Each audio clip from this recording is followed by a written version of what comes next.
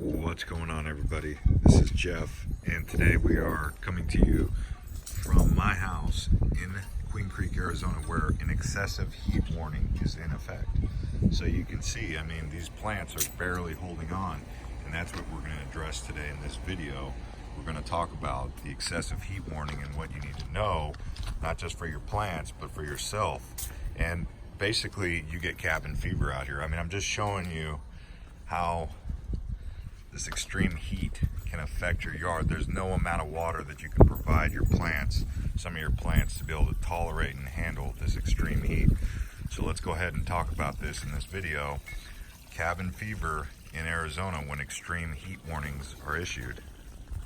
As you saw in my backyard, we are getting a lot of sunshine and heat back there. Those plants are barely holding on. We even posted this in our group, Living in Arizona. You can join our group, link below, but this is a screenshot of a tweet that we did on our Twitter where you could see the melting trash can, although I don't think that trash can melted from the hot streets. It was probably a fire inside there, but ABC 15 didn't say otherwise. So, I mean, it just, you never, when it's this hot, you never know. I mean, you walk along the sidewalk out here, you will know just how hot it really is.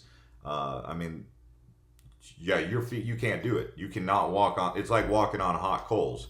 So also on our Twitter, we posted a link to this. You'll also be able to join our Twitter, link below in the citation. But you can see excessive heat warning. This is what they say for heat exhaustion and heat stroke. You know, you get faint or dizzy. So if you're out there and you start feeling faint or dizzy, I was at the water park yesterday. Every time I would get in the water, I was good. But if I was standing in direct sunlight for 30 minutes to 60 minutes, because I was actually waiting for my nieces and nephews to come down the slide, and I would just be sitting there in the direct heat, and you know, you do start to feel a little bit faint and dizzy. I mean, you're like, oh, I think I need to drink some water. It happens. I mean, I'm just saying, I don't think you can really prepare for that kind of stuff, but they say faint or dizzy, excessive sweating, cool, pale, clammy skin, okay, nausea or vomiting, rapid weak pulse, muscle cramps. So you get any of those, that's heat exhaustion. Heat stroke, which is really bad, throbbing headache, nose sweating, body temperature above 103, red hot, dry skin, nausea or vomiting, rapid strong pulse, may lose consciousness. Call 911 immediately. If you have heat exhaustion, you get to a cooler place, air conditioned place, drink water if fully conscious, take a cool shower to use cold compresses. That's why being at the water park is pretty good, because you can go just hop in the water and it'll make it a little bit better, right? As we posted on our Instagram yesterday, here, let me just show you where I was standing, where it was pretty hot, but thankfully there was water there.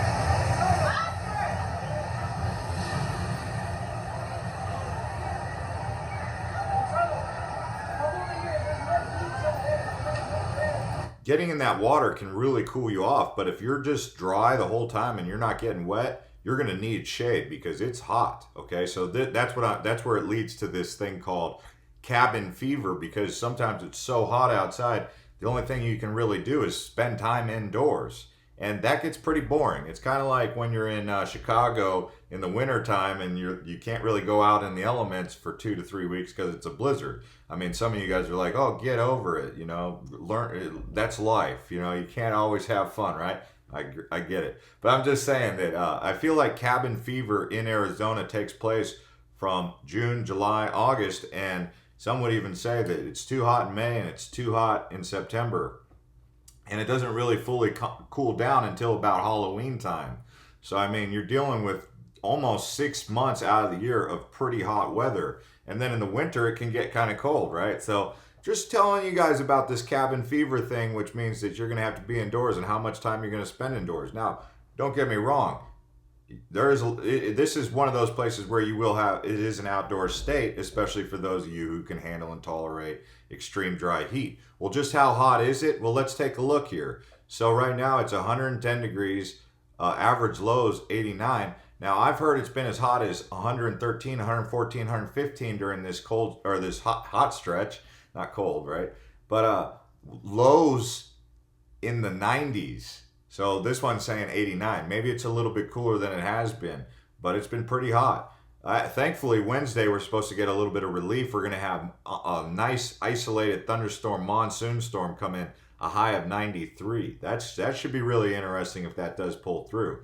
I mean, you can see the precipitation chance is 30%.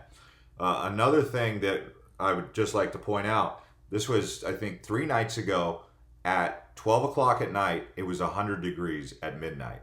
So 100 degrees at midnight, 100 degrees in some cities is considered a high.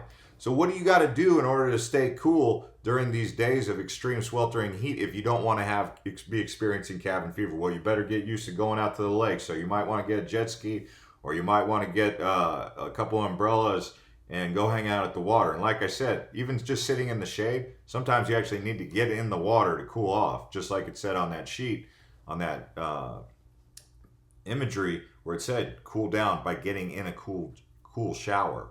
Okay. Another thing you can do is get a cabin or go escape to Flagstaff. Right now it's 85 for a high in Flagstaff. Monday it's going to be 84. On Tuesday 78, and as cold as 71. Here it is, going to be 98 in Phoenix, but 71 in the middle of summer in Flagstaff. So you can make friends with Flagstaff because that's why some people, they just build a cabin up there. Flagstaff, Prescott.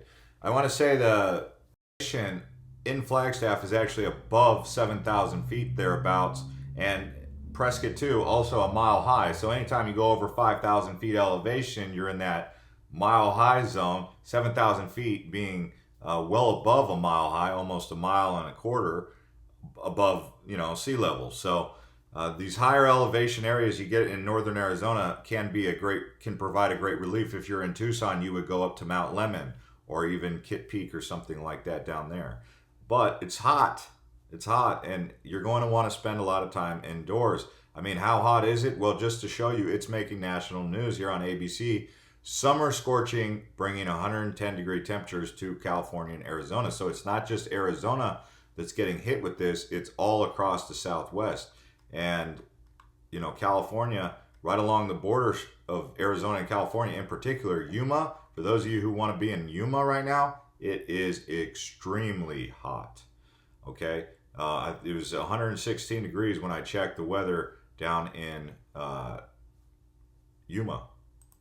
So let's see if we can find the Yuma temperature here. This is Phoenix, Arizona, and this is 2 years ago, so this doesn't just happen this year, right? But 116 degrees, even Bored Panda talked about it. But this extreme heat, I don't have the Yuma weather pulled up right now, but you can see some of their advisories: be prepared, take action, be informed. If you got kids or animals, you're going to want to know about this. Build an emergency kit, make family communication, spend the warmest part of the day inside a home or a building, libraries, schools, movie theaters, shopping malls.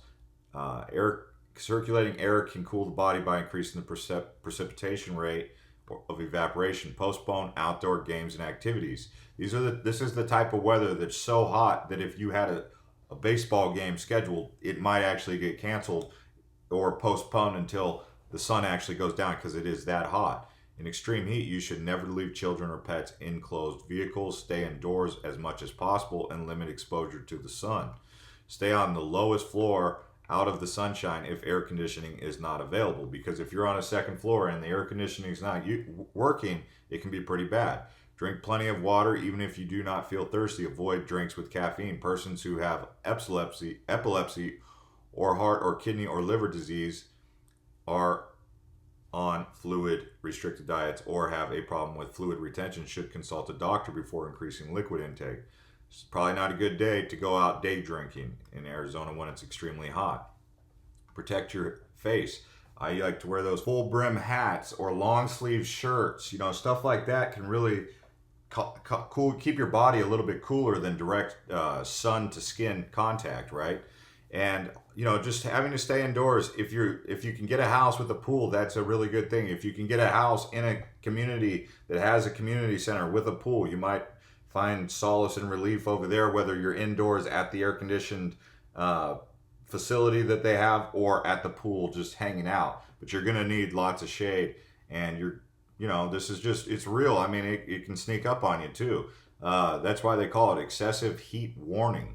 It's not just something that is isolated to Arizona or the Southwest, because I mean, you've seen them in Chicago, you've seen them in Boston. You know, they get these excessive heat warnings, but we get them for a longer period of time. It's, you know, you'll have these heat waves that it's like a 3-month heat wave basically. Thank goodness for the monsoon, because that really does provide some kind of relaxation, or it cools down a little bit. You know, as we're seeing, it's going to get to 98 on Wednesday, but today's the day. You know, it's not really, you can't really do anything too much outside except for maybe drive to go shopping or go to a movie. But it's a great day to go to a movie anyway, because it's too hot to do anything outdoors. So I just wanted to make this video to talk about the cabin fever that exists, so that you guys are aware of it and some things you guys can do to, you know, prevent any sort of issues for yourself or your family or animals.